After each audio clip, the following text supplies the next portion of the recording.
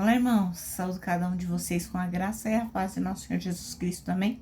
Meu nome é Miriam Anitta. Estamos aqui para estudar um texto escrito pela irmã Erika Andrews, chamado Promessa e Processo. Esse texto foi escrito para o Manancial, que é um devocional diário produzido pela União Feminina Missionária Batista do Brasil, que oferece para a gente meditações baseadas na Bíblia, que é a palavra de Deus. Tem uma meditação para cada dia do ano. E quando nós fazemos o devocional, quando nos conectamos com Deus, lemos a porção indicada, nós somos inspirados, exortados e edificados. Isso, obviamente, promove o nosso crescimento cristão e nos engaja cada vez mais com a missão de Deus. Como vocês sabem, eu não escrevi o texto, foi a irmã Erika Andrews quem escreveu. Então, o que eu vou fazer? Eu vou ler e contar para os irmãos aquilo que eu entendi. Já de cara, antes que nós passemos para a oração, eu quero que vocês peguem as suas Bíblias, abram aí em Êxodo 5, versículos 15, nós vamos ler até o primeiro versículo do 6, então nós vamos ler o 15 do 5 ao 23 e o 6, versículo 1. Quero lembrar vocês que a minha Bíblia é a versão King James atualizada. Mas você pega aí a sua Bíblia, lê na sua tradução, não tem problema nenhum. O importante é que nós leiamos juntos. Então, agora que vocês já pegaram a Bíblia, já estão localizados lá em Êxodo 5, vamos orar e pedir ao Senhor que nos abençoe, tá bom? Senhor Jesus, nós pedimos em Teu nome que Tu nos abençoes, mostre aquilo que precisamos aprender, que nós possamos entender a importância de suportar o processo, certo que ele é um propósito Teu. Obrigada por tudo. Amém. Bem, irmãos, então vamos lá, Êxodo 5, do 15 ao 23. Bom, então é quando Moisés e Arão vão falar com o faraó. Então, antes, Deus fala com Moisés, né, manda ele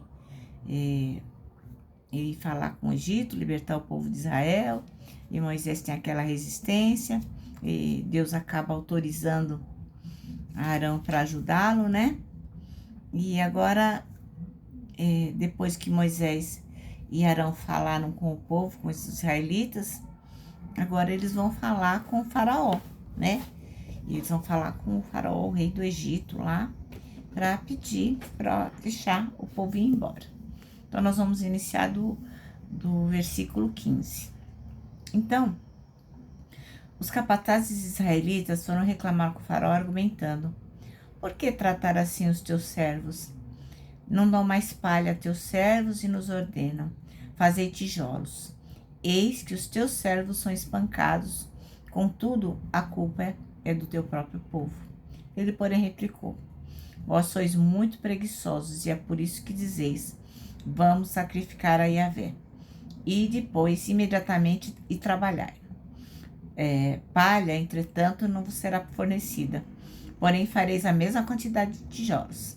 Então os capatazes israelitas viram-se em má situação, porquanto se lhes dizia: não diminuirei em nada a produção de tijolos de cada dia.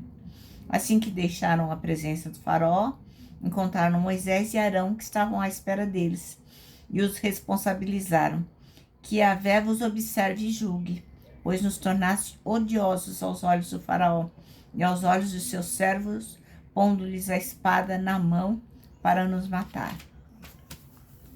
Então Moisés, voltando-se para Yahvé, suplicou: Senhor, por que maltratas este povo? Por que me enviaste? Pois desde que me apresentei ao faraó para lhes falar em teu nome, ele tem impingido mais sofrimento aos israelitas e, de fato, ainda não fizesse nada para ajudá-los. Então Yahvé respondeu às súplicas aflitas de Moisés: agora, portanto, verás o que hei de fazer ao faraó, pois é pela intervenção da minha mão poderosa que os fará partir, e por minha mão poderosa os expulsará do seu país. Amém? Bom, então, nós estamos aqui nessa situação. Moisés, na iminência de tirar o povo, né, os israelitas lá do Egito.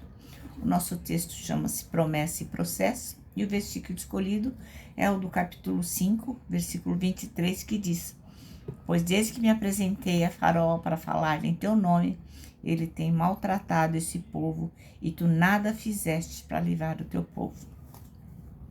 Bom, para aqueles que se interessam, para quem não tem intimidade com a palavra de Deus, pode ler lá em Êxodo 3, volta 2 capítulos, e vai ver que Deus chamou Moisés para uma missão muito, muito especial, que era libertar o povo de Deus da escravidão.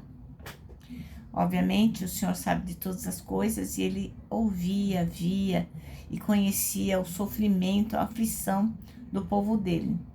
Por isso, Deus resolveu livrar o povo dele das mãos dos egípcios, dos seus opressores. E prometeu para eles dar uma terra boa, uma terra bacana, uma terra onde tinha leite, onde tinha mel.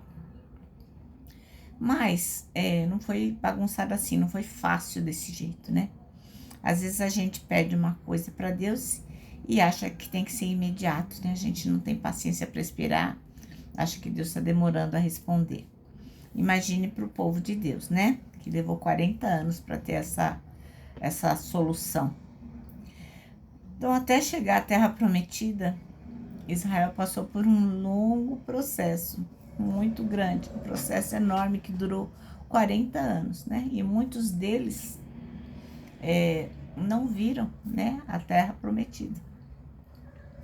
Isso nos mostra o quê? Que às vezes o processo pode nos dar a impressão de que a gente está em uma direção que não é legal, uma direção contrária, àquilo que Deus tem prometido para nós. E às vezes pecamos, como o povo israelita pecou, Isso nos impede de recebermos a bênção, Porque a bênção está sempre atrelada à obediência. Então, muitas pessoas não chegaram à Terra Prometida porque foram perdoadas sim, mas tudo que a gente faz de errado tem consequência. Então, no decorrer dessa caminhada, a gente pode, como o povo de Deus, passar por muitos desafios, muitas angústias, muitas perdas, muitas perseguições. Passa por coisas que a gente nem imaginava que seria possível a gente passar, Coisas que a gente nunca tinha experimentado antes. E às vezes fala, será que eu tô indo pro lado certo? Será que Deus realmente tem esse propósito para mim? Então, às vezes a gente pode pensar que está perdendo em vez de ganhar, que em vez de progredir a gente está regredindo, Mas a realidade não é essa. Quando a gente realmente está conectado com Deus, a gente está ligado na sua palavra, na oração, no jejum, na dedicação, a gente vai vendo que o processo vai conduzir a gente à excelência. No instrumento, vai nos cultivando, nos santificando, vai fazendo com que a gente compreenda ainda mais o significado daquilo que a gente sabe que Deus prometeu para a gente. É por isso que no meio dessa dificuldade, dessa coisa triste, dessa fase difícil da vida da gente, a gente tem que, ainda assim, desfrutar da bênção que tem recebido e dar a Deus sempre glória, sempre reconhecer que Ele é o único que é digno de todo o nosso louvor, por mais difícil que seja a caminhada, por mais difícil que seja esse processo. Então, mesmo que esse desafio às vezes faça com que você se desanime, lembra disso, não desanima não. Por quê? O processo que você está vivendo é propósito de Deus, que Deus é poderoso, como está lá em Efésios 3:20, vou ler para vocês aqui, Ora, aquele que é poderoso para fazer muito mais abundantemente, além daquilo que pedimos ou pensamos, segundo o poder em que nos opera, a esse glória na igreja, por Jesus Cristo, em todas as gerações, para todos sempre. Amém. Então, Deus é poderoso e Ele pode fazer todas as coisas. E você não pode esquecer, como está lá em Hebreus 13:8, olha que coisa importante para a gente se lembrar sempre. Jesus Cristo é o mesmo, ontem, hoje, sempre e eternamente. Ele não muda. Então ele não vai deixar a gente na mão, ele é o mesmo.